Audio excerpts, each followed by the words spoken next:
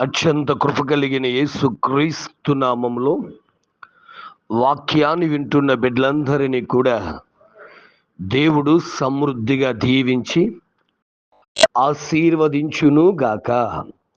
ఆమేన్.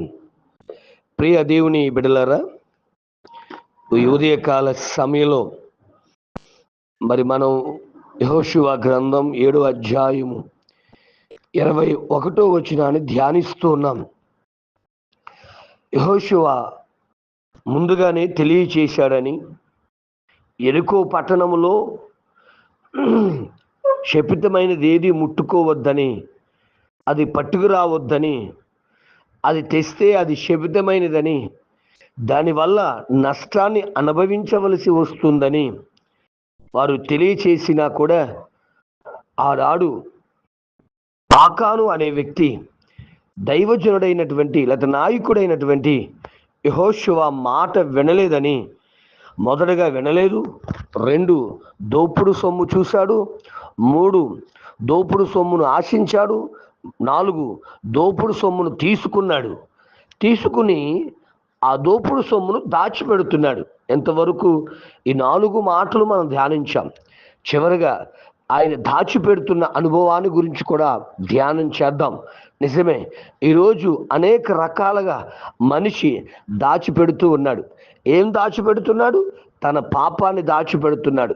దేవునికి తెలియదు, దేవునికి కనబడదులే అనుకుంటూ దాచిపెట్టే అనుభవంలో ఉన్నారు. దైవ జనాంగమా, ఈరోజు కన్నిచ్చిన దేవుడు నిన్ను చూడకుండా ఉంటాడా? చెవిలిచ్చిన దేవుడు నీ మాటలు వినకుండా ఉంటాడా? ఒక్కసారి ఆలోచన చేద్దాం దైవ జనాంగమా. నిజమే కదా, ఆనాడు అననీయ సప్పీరాలు తన పొలము నమ్మి అపోస్తుల పాదముల దగ్గర పెట్టి, అంటే కొంత తీసుకుని కొంత దాచుకుని, బాగా అర్థం చేసుకొని, కొంత దాచేసుకుని పట్టుకొచ్చి పేతురు దగ్గర పెట్టినప్పుడు పేతురు మాట్లాడుతున్న మాట, మీరు ఇంతకే అమ్మారా అంటే ఇంతకేనండి అన్నాడు కదా. కొంత దాచుకుని ఎందుకు పరిశుద్ధాత్మను మీరు మోసపుంచారు అంటున్నాడు. నిజమే, దైవ జనాంగమా, అన్నీ విడిచిపెట్టాలి, పరిశుద్ధ జీవితం కొనసాగించాలి అని దైవ వాక్యం చెబుతూ ఉంటే కొన్ని పాపాలు దాచుకుని కొన్ని పాపాలు చేయనట్టుగా ఏదో మంచి వ్యక్తిగా నువ్వు చలామణి అయిపోతున్నావు. దైవ జనాంగమా, ఒక్కసారి ఆలోచించు. ఆకాను శ్రమల పాలైపోవడానికి కారణం ఏదో తెలుసా? అది శపితమైన దాన్ని తెచ్చుకుని దాచుకుంటున్నాడు. నిజమే కదా. గేహాజీ గారు కూడా నయమాను రోగం తగ్గిపోయిన తర్వాత నయమాను గారు బహుమతి పట్టుకొచ్చి ఎలీషాకి ఇస్తుంటే వద్దంటే గేహాజీ వెళ్ళి తెచ్చుకుని దాచుకుని ఏమీ ఎరగనట్టుగా గురువు గారిని ఎలీషా దగ్గర నిలబడితే, బాబు గేహాజీ ఎక్కడికి వెళ్ళావంటే, నేను ఎక్కడికి వెళ్ళలేదండి, ఇక్కడే ఉన్నాను కదండి అని చెప్తున్నాడు. బిడ్డలారా, దోచుకునే అనుభవం భయంకరమైనది.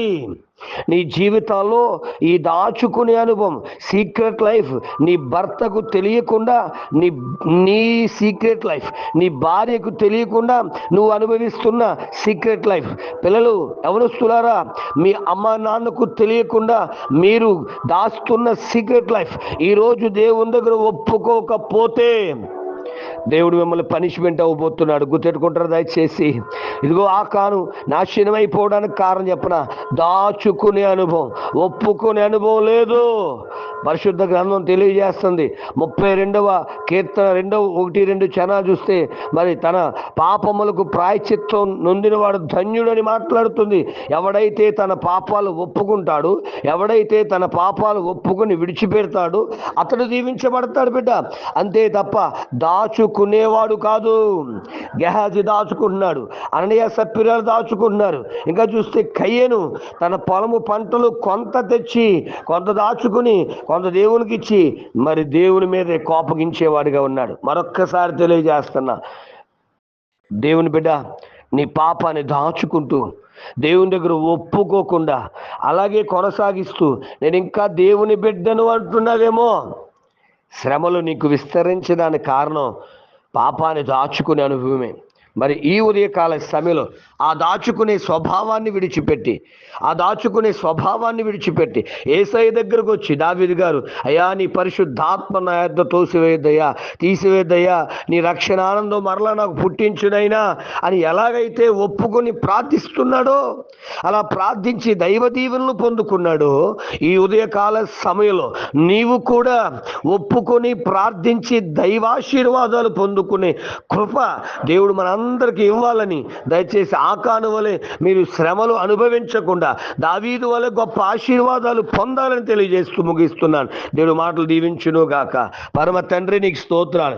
ఈ ఉదయకాల సమయంలో ఈ ప్రార్థనలో పాల్గొన్న, ఈ వాక్యాన్ని వింటున్న బిడ్డలందరినీ మీరు దీవించమని, ఆశీర్వదించమని, అభిషేకించమని, వర్ధలింపచేయమని, మా పాపాలు మేము దాచుకునేవారుగా కాక ఒప్పుకుని విడిచిపెట్టేవారుగా మమ్మల్ని అందరిని అభిషేకించి ఆశీర్వాదకరముగా మార్చమని, వర్ధలింపచేయమని. ఒకవేళ ఇప్పటికే అయ్యా నీ ప్రియబిడ్డలు అటువంటి సమస్యల్లో, శోధనలో చిక్కుకుని ఉంటే ప్రభా నీ బిడ్డలను క్షమించమని, అయ్యా ఈరోజే ఆ దాచుకునే స్వభావాన్ని విడిచిపెట్టి నీ దగ్గరకు వచ్చి నీ సందులో ప్రార్థించి ఒప్పుకొని అయ్యా మీరు ఇచ్చే ఆశీర్వాదాలు పొందుకునే కృప దయచేయమని యేసుక్రీస్తు నామమున అడుగుచున్నాను తండ్రి.